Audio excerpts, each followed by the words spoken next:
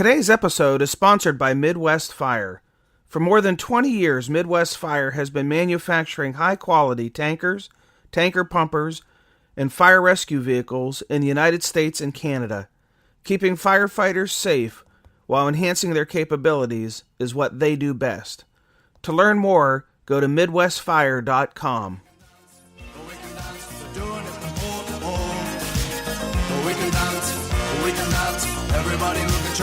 This is Nick Miller, retired Deputy Chief from the Valley Volunteer Fire Department, and you are listening to the SA Matters radio show with Dr. Rich Gasaway.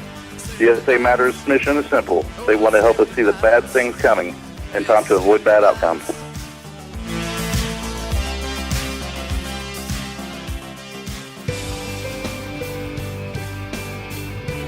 Hello and welcome to episode 65 of the Situational Awareness Matters radio show.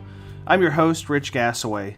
The purpose of this show is to improve situational awareness and decision-making for individuals and teams who work in high-risk, high-consequence environments. The SA Matters mission is simple, to help you see the bad things coming and time to avoid bad outcomes.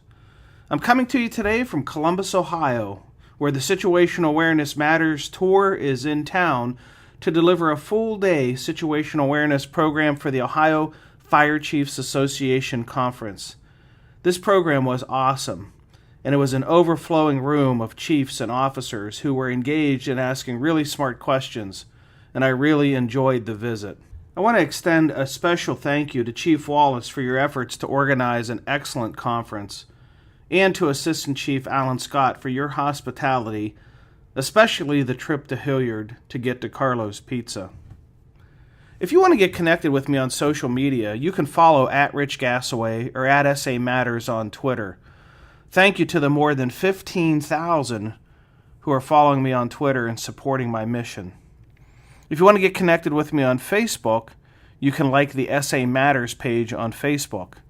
And on LinkedIn, you can search for me by searching Rich Gasaway. Thanks to everyone who've connected with me on Facebook and LinkedIn. I really enjoy sharing the SA Matters content with you there. If you've experienced a near miss or a close call and would like to have a platform to share your lessons learned with others, please contact me by visiting the SAMatters.com site and clicking on the Contact Us link on the top of the homepage. Have you ever thought about this? That your lessons learned from a close call could save someone else's life? Think about that for a moment. And if you want to share your experience, contact me. If you like the show, please consider going to iTunes and Stitcher Radio and subscribing. You can search for SA Matters Radio, that's SA Matters Radio, on iTunes or Stitcher. Please consider leaving some feedback if you swing over there to subscribe. And if you like the show, I really appreciate it if you'd give it a 5-star review as well. Not only will that motivate me to work even harder for you, but it also helps others to find the show. Before I get into today's episode, I want to take a moment to thank the departments and organizations that have hosted recent SA Matters tour stops. Your efforts to bring this valuable and powerful training on situational awareness and high-risk, high-consequence decision-making to your members and others in your region is greatly appreciated. Recent programs include the South Dakota Firefighters Association, the Spokane Fire Department, Flathead County EMS, the Ohio Fire Chiefs Association, where I am now, and by the time this episode airs, the Norristown Fire Department in Norristown, Pennsylvania. Upcoming programs include the NSA Conference in Washington, D.C., July 19 to 21. If you want to join me in New York, I'll be at the West Point Military Academy, July 23 and 24. I'll be at the Aberdeen Proving Ground in Aberdeen, Maryland on July 25th. In Gary, Indiana, August 3 through 7. Wadesville, Indiana Fire Department, August 8. Crawfordsville, Indiana Fire Department, August 10 through 14. And then doing a ride-along with the U.S. Forest Service and the McCall Smoke Jumpers on August 17 to 21. So a little break there in the tour. Then August 26 to 28 at Fire Rescue International in Atlanta, Georgia. September 10, I'll be at the EFO Graduate Symposium at the National Fire Academy doing a TEDx-inspired 18-minute talk on creating thinking firefighters. September 12th in Plainfield, Michigan, September 14th in Bloomfield, Michigan, September 23rd at Fire Rescue Canada in Victoria, British Columbia, September 26th in Delran, New Jersey, and September 28th at the Ontario Fire College in Gravenhurst, Ontario. If you're interested in attending an upcoming Situational Awareness Matters tour stop, head over to the SA Matters website and click on the blue box on the right side of the homepage labeled Upcoming Event Schedule. And here's hoping there's a tour stop near you, and we'll get a chance to meet up and talk about situational awareness and decision making. If you're not a member of the SA Matters community of learners, please consider joining. There are over 5,000 members connected here on SA Matters, sharing ideas about how to improve situational awareness, how to make better decisions under stress, how to train members to be critical thinkers and resilient problem solvers. Membership is free. And when you sign up, I'll send you a special report I've created just for the new members called 25 Best Practices for Improving First Responder Safety. If you're not a member yet, head over to the samatters.com website, click on the red box on the right side of the homepage that says Free Membership. As a reminder, every episode of the SA Matters show has a corresponding show notes page on the samatters.com website. All the most recent episodes scroll on the homepage. For older episodes, you go to samatters.com / and then enter the episode number, which is always mentioned at the start of the show. So, for example, if you wanted to access, say, episode number 50, you'd open up your browser, type www.samatters.com / 50. That'll take you to the page that contains a link to that episode. The show notes page contains additional information and resources about the episode, and depending on if we have a guest or not, it may also include some incident scene pictures, videos, audio, and contact information for the guest. On the show notes page, you can also ask questions and leave your feedback on that episode. In today's episode, we're going to talk about conducting 360-degree size-ups.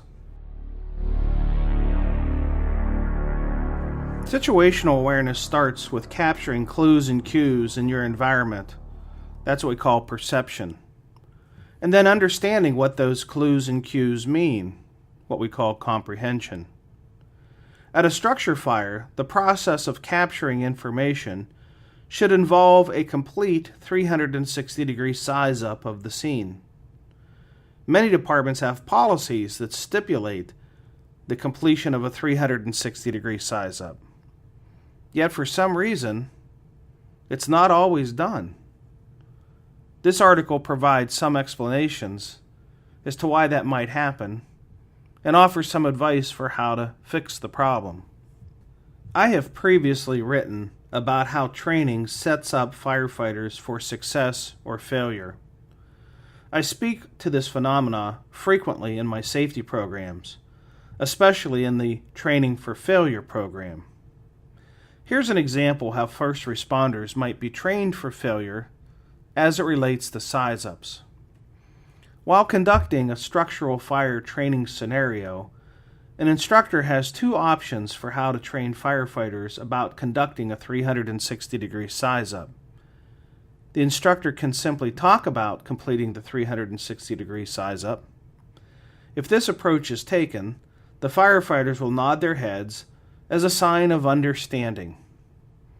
Some may even become frustrated because the instructor is talking down to the firefighters by stating the obvious that they have to do a 360-degree size-up. Alternatively, the instructor might require the firefighters to physically complete a 360-degree walk around the structure. Again, the firefighters may become frustrated because it seems like a waste of time to walk around the structure the firefighters already know well. Under stress, humans perform based on habits and repetitions developed in training. Further, stress can impact the brain's ability to comprehensively recall verbal instructions. This has been tested many times in research studies, and I suspect it has played out many times at fire scenes as well. And most importantly, muscles don't learn from verbal instructions. Muscles learn from muscle movement. If the muscles aren't moving in training, then they're not learning. If we're telling firefighters to do 360-degree size-ups without them practicing it, they're learning.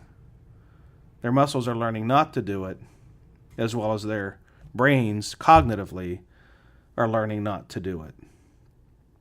Train firefighters for success by having them physically perform 360-degree size-ups at every single structural-related training scenario. However, in order to build team situational awareness, I propose instructors add a second component to completing the size-up, and that is communicating the size-up has been completed with a radio report of what was observed.